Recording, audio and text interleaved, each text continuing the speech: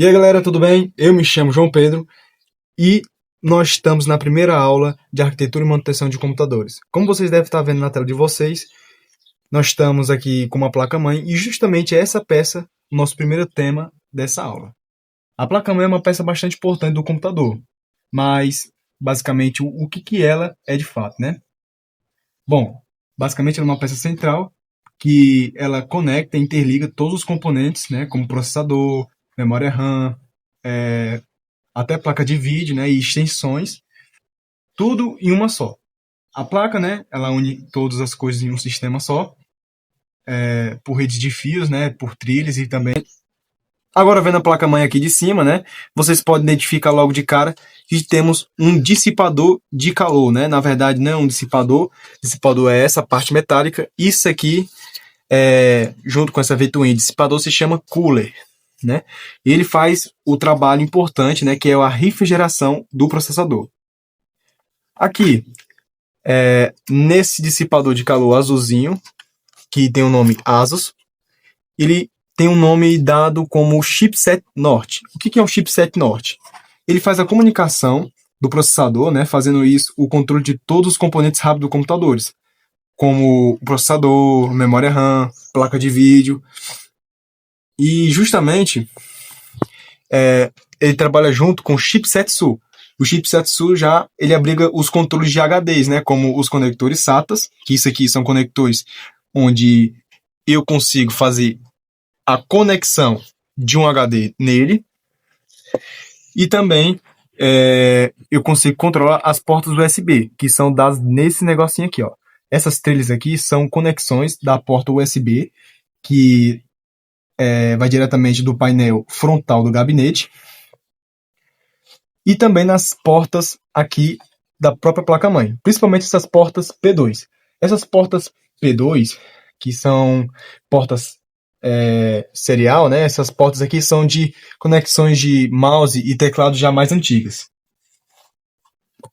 Bom, galera, agora reforçando o próximo assunto sobre a placa-mãe, nós temos os famosos PCI Express. Nós temos três PCI, né? Um sendo Express. Esse PCI Express aqui é de expansão para placa de vídeo. Ele aqui é um X16. O que significa esse X16? X16 basicamente é o que ele pode suportar, né, a velocidade por segundo que ele pode mandar. No caso, ele manda mais de 4.000 megabytes, ou quase 4 gigabytes por segundo. Esse aqui são slots de expansão, né, PCI. E aqui é um PCI X1, né, que ele pode expandir até 250 megas por segundo. Um pouco fraco, né, por conta dessa época aqui, que é uma DDR3, uma LGA 775. Então, basicamente, né, reforçando a ideia do que é um PCI Express, é um padrão que permite, né, que diversos outros dispositivos, como placa de vídeo e SSD, sejam conectados a um computador, né, como no caso desse aqui.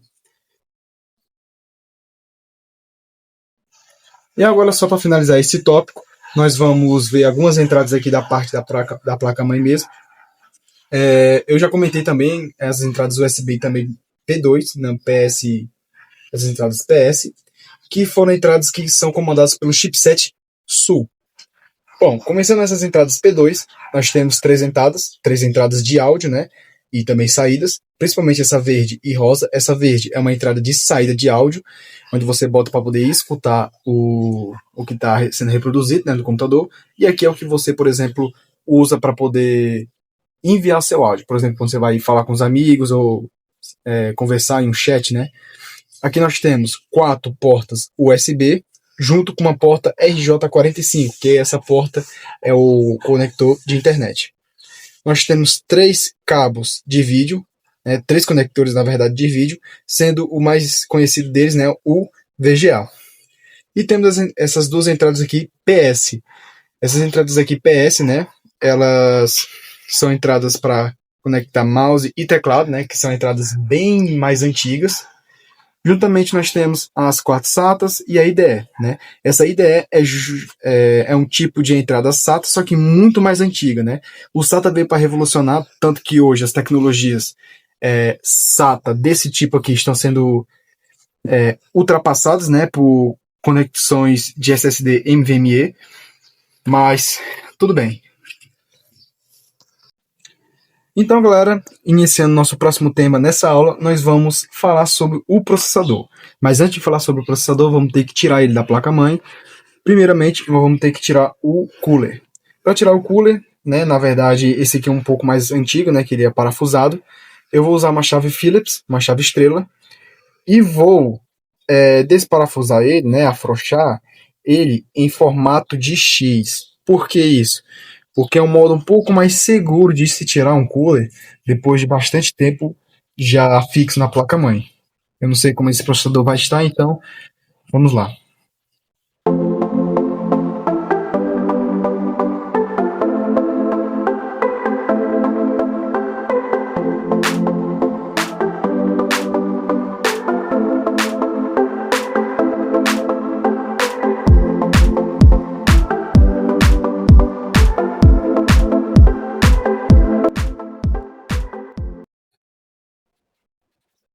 Bom, então, galera, depois de tirar o cooler, né, é bom você tirar esse conector aqui, que é o conector onde é responsável por ligar o cooler, junto com o ligamento do processador. Essa parte de trás também vai sair da placa-mãe, que ela fica bem aqui, ó. Cadê?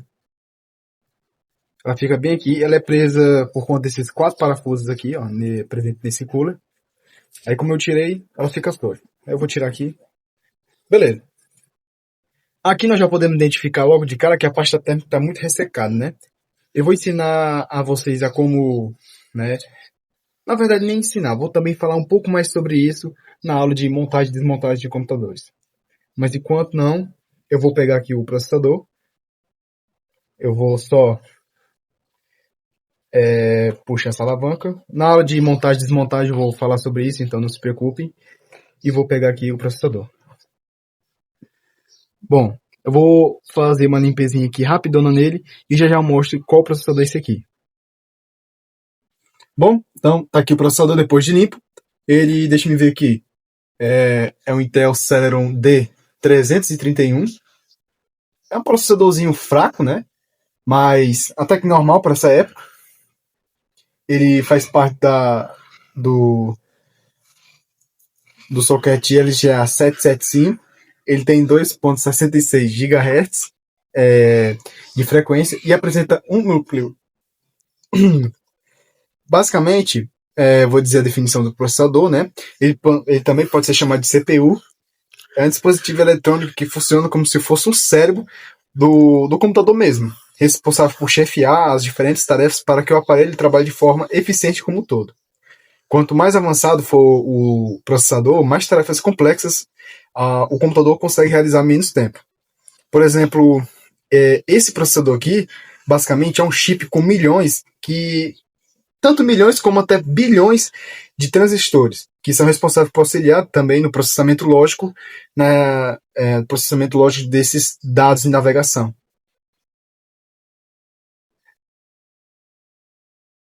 Bom, então, galera, eu já ia me esquecendo, mas ressaltando ainda sobre o tópico da placa-mãe, nós temos também a fonte do computador. Essa cinzinha aqui, essa cinzona aqui. Essa cinzinha aqui, ela tem a nomenclatura de também fonte bomba, né? Isso porque ela tem os seus componentes muito básicos, né, para poder alimentar o computador, mas também ela é um recurso muito simples e barato também para a pessoa que está começando, né? Então, ela também é muito usada. Vamos aqui logo primeiramente nessa parte aqui. Aqui é o encaixe onde ela vai diretamente da tomada.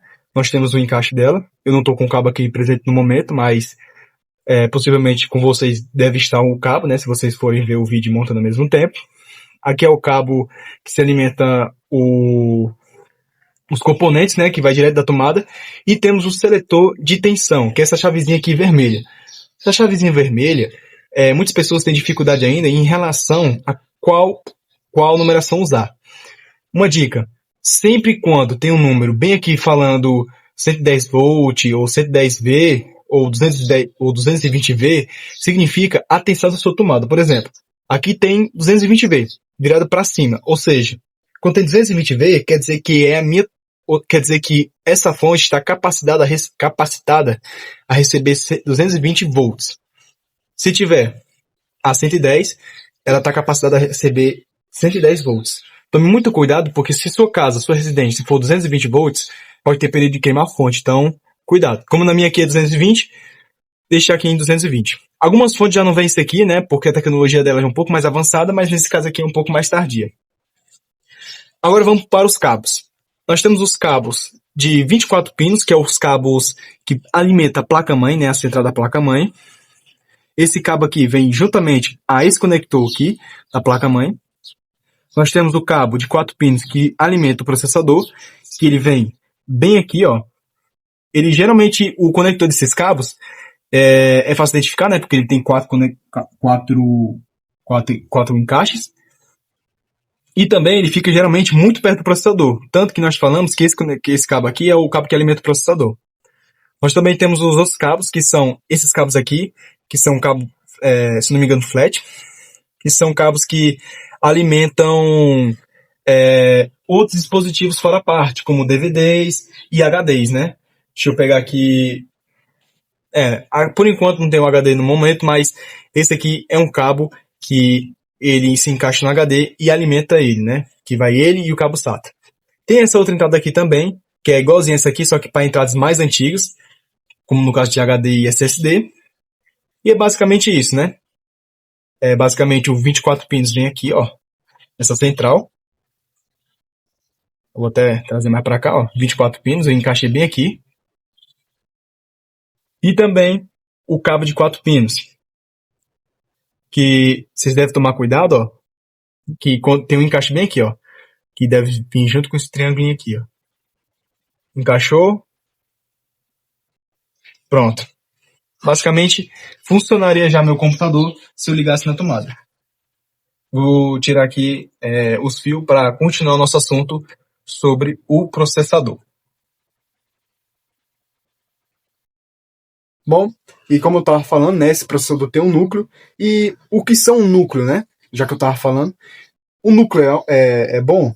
Na verdade, um núcleo nesse processador é bom? Eu digo que não, mas falando o que é um núcleo, eles são unidades físicas de processamento dentro de um processador.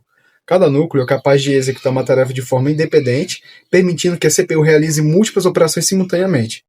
Ou seja, quanto mais núcleos, maior a quantidade de tarefas que ele poderá executar simultaneamente, né? Ou seja, ao mesmo tempo no seu computador. Nesse caso aqui, como ele apresenta um núcleo, ele é bastante lento. Se você fosse usá-lo, teria uma baita dor de cabeça, né? E enquanto temos os núcleos, nós também temos os threads, né? Que os threads, eles são unidades menores de trabalho que podem ser gerenciadas de maneira independente, diferente dos núcleos. Cada núcleo, né, ele é capaz de lidar com pelo menos uma thread, permitindo que várias operações sejam realizadas de maneira simultânea. Por exemplo, aqui ele é 1/1, ou seja, dizemos que ele é um núcleo e também um thread. E um processador para ser mais ou menos bom nessa atual geração, né, em dispositivos um pouco mais pesados e jogos e tudo mais, é bom um processador 6/12, ou seja, 6 núcleos e 12 threads. É um exemplo.